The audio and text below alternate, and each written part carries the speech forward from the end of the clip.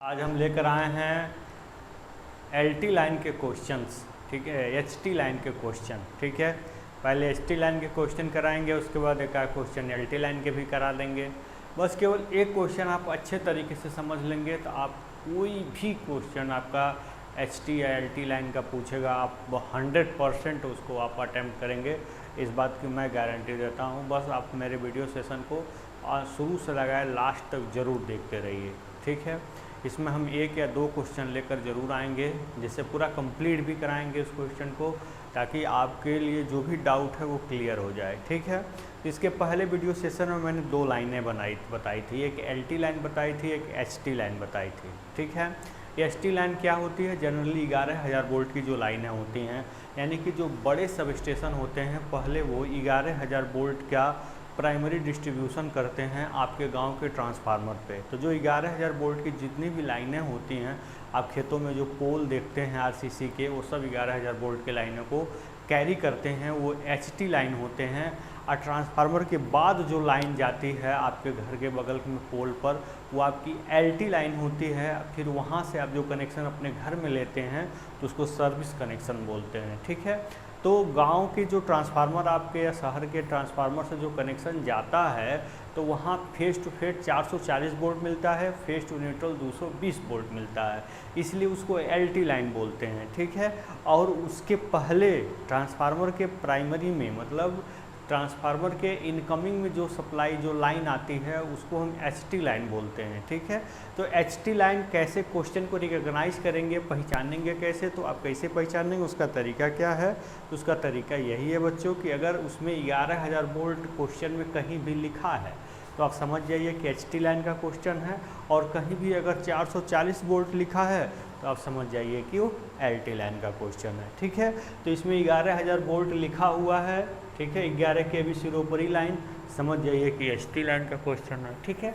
अगर 400 वोल्ट लिखा होता तो एलटी लाइन का क्वेश्चन होता, ठीक है। इस तरह से क्वेश्चन आप समझ लेंगे। पहले क्वेश्चन को ध्यान समझते हैं, फिर इसके सोल्यूशन पे चलते हैं, ठीक है। इसका क्वेश्चन क्या है? एक 11 kV सिरोपरी लाइन के लिए आवश्यक सामग्री की गणना कीजिए यदि उसकी लंबाई 1 किलोमीटर, स्पान 100 मीटर और जो स्तंभ है पोल वो आपका 11 मीटर लंबा है, नालीदार है, बीच में खोखला है, तथा लाइन चालक 6/1 × 2.79 mm ACSR है। ये कंडक्टर की साइज जनरली नहीं देता है, ये आपको टेबल से आप डाटा सीट मिलती है एग्जाम में, वहाँ से आप इस साइज़ को कैलकुलेट करते हैं अकॉर्डिंग टू करेंट। कहीं कहीं साइज़ दे भी देता है, ठीक है, कहीं कहीं जो है साइज़ दे भी देता है, और कहीं कहीं जो है आप डाटा सीट से साइज़ को क्या करते हैं, निकालते हैं, ठीक है। तो ये जो ACSR की ये जो साइज़ दिया हुआ है, अब यहाँ हम सॉल्यूशन पे चलेंगे, सॉल्यूशन हम आपको बताएंगे अच्छे तरीके से। पहले यहाँ आप देखिए, ये जो दिया हुआ है इसका मतलब क्या है। First of all you are going to understand the real means of 6/1 × 2.79 mm। इसका मतलब क्या है? इसका मतलब ये है जो आपका ACSR कंडक्टर है, ACSR होता क्या है, क्या बोलते हैं इसको? ACSR का फुल फॉर्म क्या होता है? एल्यूमिनियम कंडक्टर स्टील रेनफोर्स्ड, ठीक है। ये क्या है? Aluminium conductor steel reinforced. इसका मतलब क्या है कि कंडक्टर तो एल्यूमिनियम का होगा, उसके बीच में स्टील की एक राड होगी, ठीक है। क्यों उस राड को डालते हैं, उसके पीछे रीज़न क्या है? एल्यूमिनियम का कंडक्टर ही क्यों यूज करते हैं? ईजिली अवेलेबल है, भले इसकी कंडक्टिविटी कॉपर के कंपेरिजन में कम है, लेकिन ईजिली अवेलेबल है, और लाइट में भी हल्का है, और कास्ट भी कम है। ये सब लाभ हैं इसमें, इसलिए आप एल्यूमिनियम यूज करते हैं। लेकिन केवल एल्यूमिनियम का ही तार यूज कर देंगे तो वो उसमें झोल सैग आ जाएगा, लटक जाएगा वो तार, इसीलिए बीच में एक राड डाल देते हैं स्टील का, ताकि उसमें सैग ना आ पावे, ठीक है। इसीलिए बोलते हैं ACSR कंडक्टर।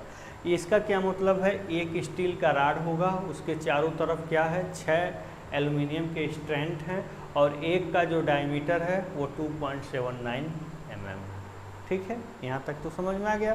इसका मतलब क्या है ये समझ में आ गया? नहीं आया होगा तो वीडियो पॉज करके फिर सुन लीजिएगा।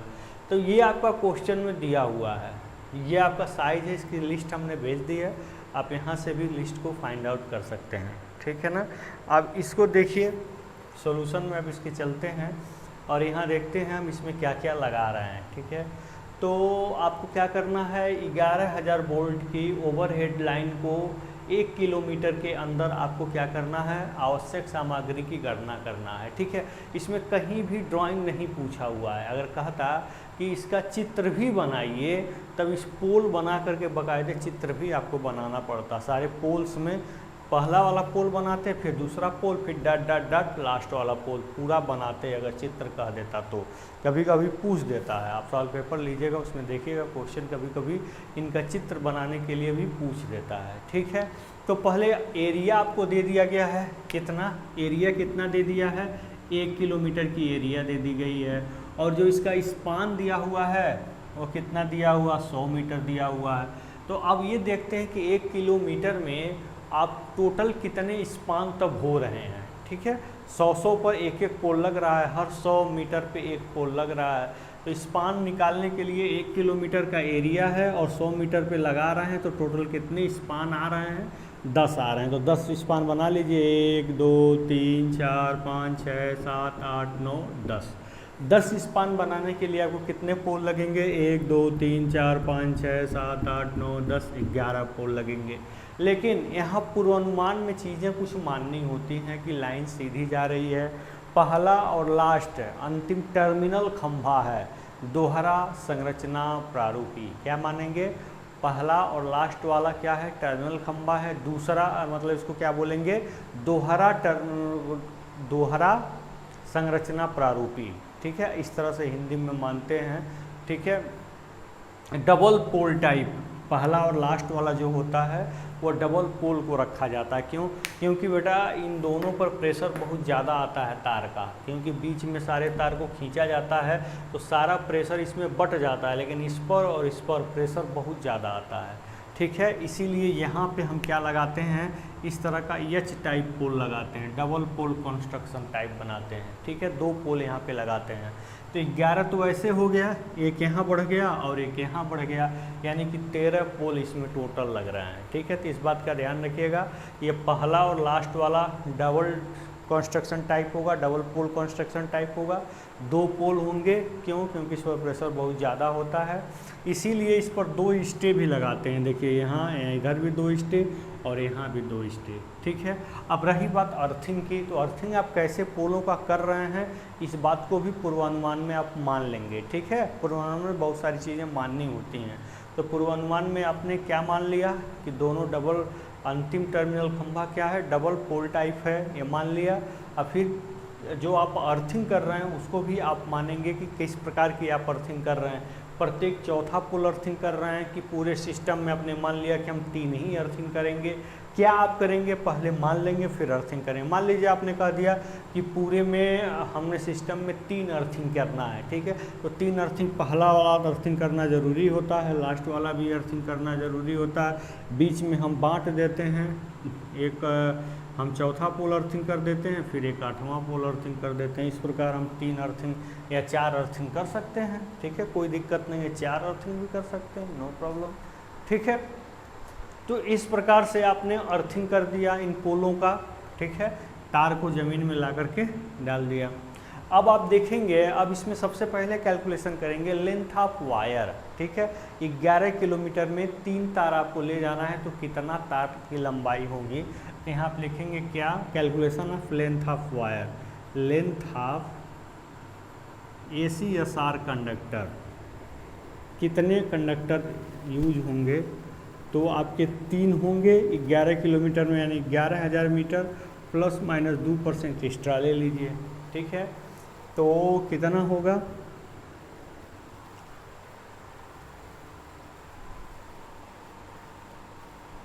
है 1 किलोमीटर है वो, सॉरी कितना है, 1 किलोमीटर यानी कि 1,000 मीटर। तो 3,000 और 3,000 का 2% और निकाल लीजिए, तो 3,000 प्लस 2/100, तो कितना होगा 600। 3,000 का 2% कितना होगा 600 होगा, तो जोड़ लीजिए तो कितना हो गया 3600 मीटर हो गया, ठीक है ना। कितना हो गया 3600 मीटर हो गया, ठीक। यहाँ तक तो आप समझ लेंगे, बहुत अच्छी तरीके से समझ लेंगे, ठीक है।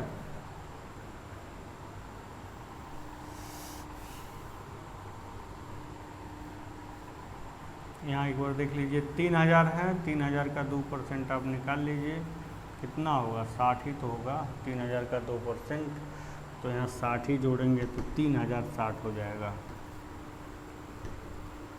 3060 मीटर हमने एक्स्ट्रा ले लिया, साइड लटकन वगैरह लेकर के, ठीक है। फिर लेंथ ऑफ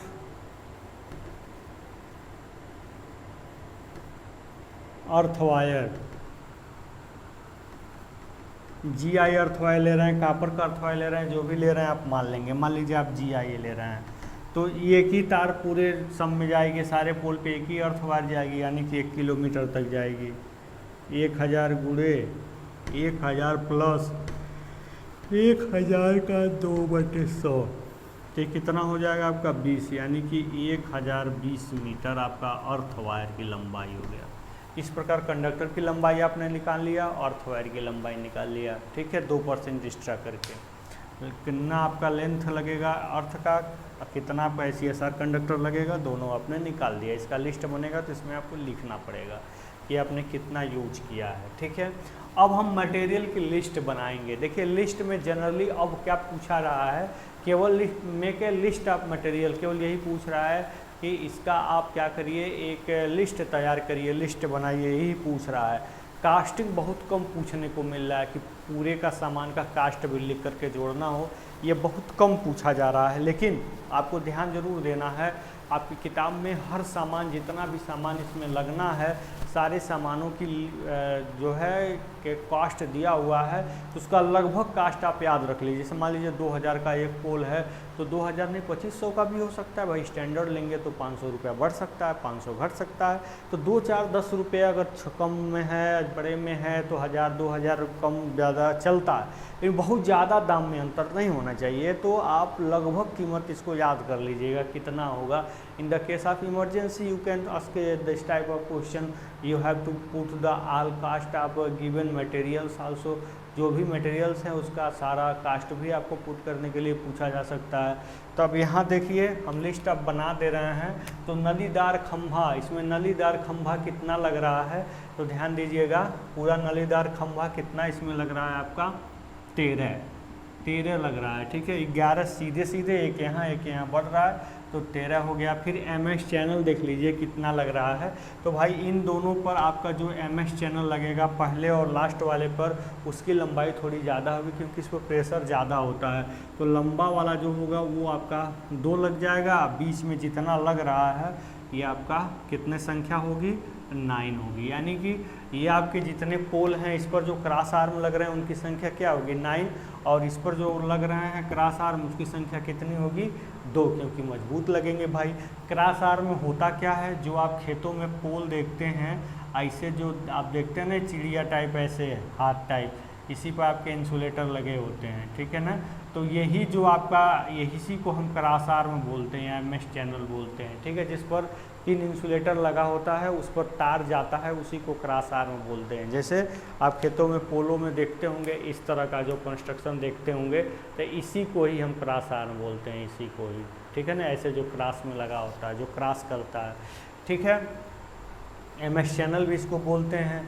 तो ये लंबा वाला 2 हो गया और थोड़ा इससे छोटा वाला 9 हो गया। ब्रेसिंग देखिए क्या होता है। तो यहाँ मान लीजिए आपने H टाइप पोल लगाया, H टाइप पोल, तो उसके मैकेनिकली उसको स्ट्रांग बनाने के लिए यहाँ H टाइप आपने पोल लगा दिया है, आपने क्रॉस आर्म लगा दिया, ठीक है। इसको मैकेनिकली स्ट्रांग बनाने के लिए इस तरह की ब्रेसिंग लगाई जाती है, यहाँ भी और यहाँ भी, ठीक है। तो 2 यहाँ 2 यहाँ, 4 ब्रेसिंग यहाँ पे लगेगी। इसकी साइज भी यहाँ पे लगभग क्या किया गया है, लिख दिया गया है, ठीक है। अनुप्रस्थ बाहु क्लैंप, भाई 13 ठो लगा रहे हैं पूरा, तो 13 आपका पूरा क्लैंप भी 13 यूज होगा।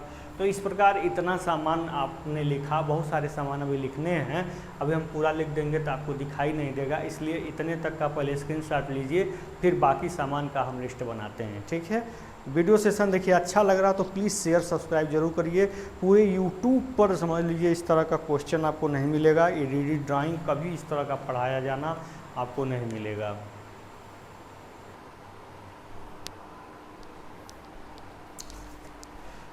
हाँ तो बच्चों देखिए ये सारे सामान आपके लगने हैं, इसको कैसे आप जानेंगे, इसका तरीका मैंने इंट्रोडक्शन वीडियो में मैंने बता दिया बहुत अच्छे तरीके से कि एक पोल पे जो सामान लगना है बस उतना ही आपको जानना है। पोल पे सबसे ऊपर क्या लगता है, एफ क्लैंप, उसी एफ क्लैंप पे पिन इंसुलेटर सबसे ऊपर बांधा जाता है, फिर दोनों ओर क्लैंप लगता है। तो एक पोल पे एक F clamp, 2 pin insulator with clamp और 3 आपका पिन इंसुलेटर लगेगा, एक एमएक्स चैनल लगेगा, बारबेड वायर लगेगा, एक नेम प्लेट लगेगा, एक स्टोन पैड लगेगा। ये सारी चीज़ें मैंने आपको पहले वीडियो में बता दिया, वहाँ देखिए तभी समझ में आएगा इसके आगे, ठीक है। तो एक पोल पे जो लगेगा उसका मल्टीप्लाई करते जाएंगे, वही सारे पोल पे लग जाएगा। तो याद कैसे सामान को रखेंगे, एक पोल का सामान याद रखिए। हमने आपको बताया था एक पोल पे ऐसे जो है पोल हमने बताया था, उसको ध्यान दीजिए। यहाँ पे जो है एक एफ क्लैंप लगता है जिसमें आपके क्या होते हैं, इसमें आपके क्या होते हैं, पिन इंसुलेटर होते हैं, और यहाँ पर भी आपका क्या होता है, पिन इंसुलेटर होता है, ठीक है। यहाँ पर भी क्या होता है, पिन इंसुलेटर होता है। तो ये आपका एफ क्लैंप है, ये क्लैंप सहित आपका pin insulator, F clamp 3 pin insulator, एक एमएस चैनल, ये आपके हर पोलों पे जनरली लगता है, ठीक है। लेकिन अब देखिए 3 पोल हो गए और आपका एक एफ क्लैंप हो गया और 2 आपके क्लैंप सहित पिन इंसुलेटर हो गए, ठीक है। एक एमएस चैनल हो गया। यहाँ एंटी क्लैंपिंग डिवाइस जिसको बारबेड वायर कहते हैं, हर कोई ना इस पर चढ़ पाए, तो ये बारबेड वायर 5 मीटर हो गया एक पोल पे। नेम प्लेट लगता है खतरे का सूचक बताने वाला 11 kV, तो एक पोल पे एक आपका डेंजर प्लेट हो गया, ठीक है। अब मान लीजिए तार को आप ले जाएंगे तो भाई बांधेंगे ही इंसुलेटर से, तो एक एल्यूमिनियम का बाइंडिंग वायर हो गया। तो एक पर 3 मीटर होता है, 3 3 6 3 9, यानी कि एक पोल पे 10 मीटर बाइंडिंग वायर होता है और तार को इससे बांधने के लिए इंसुलेटर से, ठीक है। इतनी सारी चीज़ें एक पोल पे लगने वाला आपको समझ में आ गया। और टर्मिनल पोल पे आपको क्या लगाने हैं ये सारी चीज़ें देख लीजिए।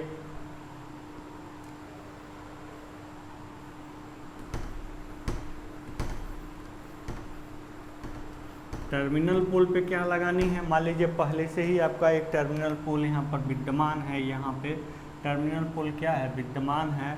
तो इसके 2 साइड होंगे, एक पीछे वाला एक सामने वाला। तो पीछे वाले पर पहले से ही 3 आपका डिस्क इंसुलेटर लगा ही रहेगा, वो तो तय है, जाहिर सी बात है। और 3 डिस्क इंसुलेटर आप जस्ट इसके पीछे लगाएंगे ऊपर पिन इंसुलेटर के साथ।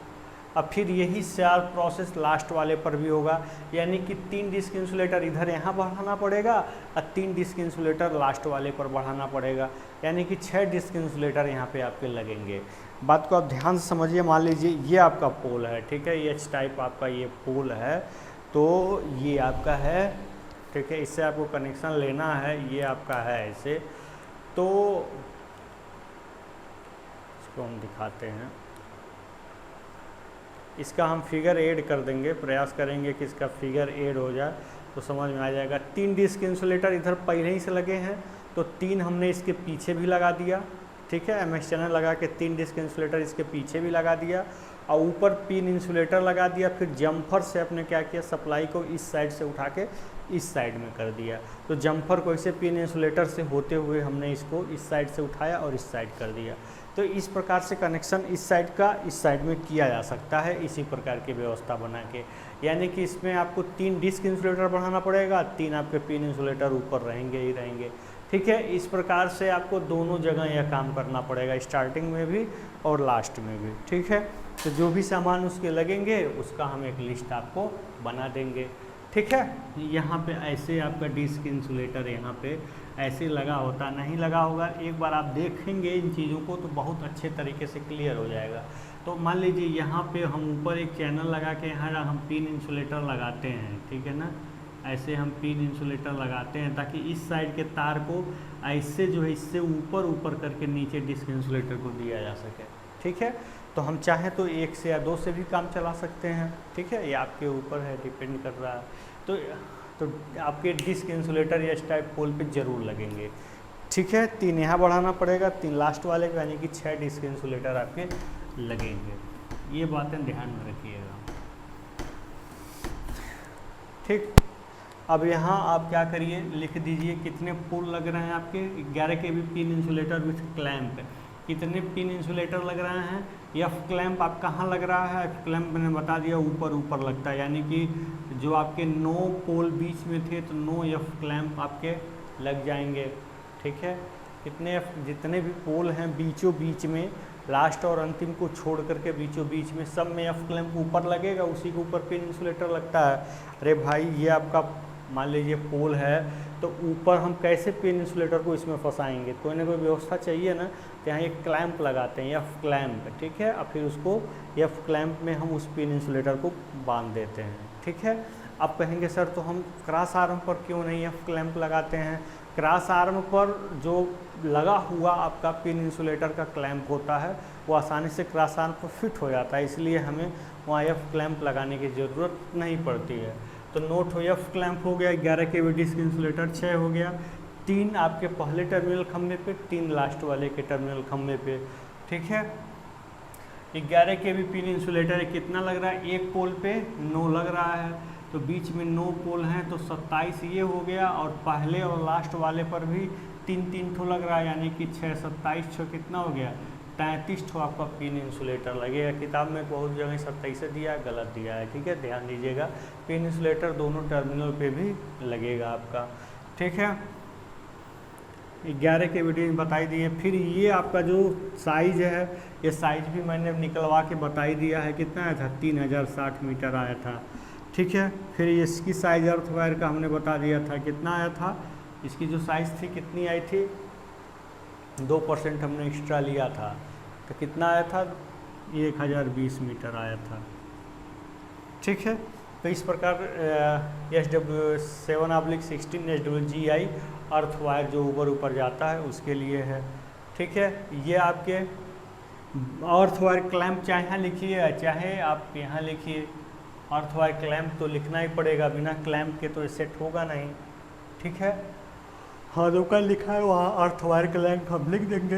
बारबेड वायर देखिए, एक पोल पे आपके 5 मीटर एंटी क्लैंपिंग होगा तो पूरे पर कितना होगा, 65 मीटर हो जाएगा। ठीक है, इसके बाद देखिए बाइंडिंग वायर 10 मीटर पर पोल, तो कितना मोटर है, 30 पोल है तो 130 हो गया आपका बाइंडिंग वायर 130 मीटर। ठीक है, कि सब में तो आपको तार बांधना है, सब में यूज होगा। अर्थ वायर क्लैंप कितना यूज होगा, 9 यूज होगा। ठीक है, बीच में ही 9 आपके पोल मिल रहे हैं, 9 पे अर्थ क्लैंप जरूर लगा रहेगा ऊपर, तभी जा पाएगा। स्टेज सेट 2 पहले और 2 लास्ट, यानी कि 4 हो गया। अर्थिंग सेट कितना यूज किया है आपने, 4 यूज किया है। डेंजर प्लेट कितना यूज किया है आपने, डेंजर प्लेट आपने कितना यूज किया, 13 पोल है तो 13 यूज करेंगे।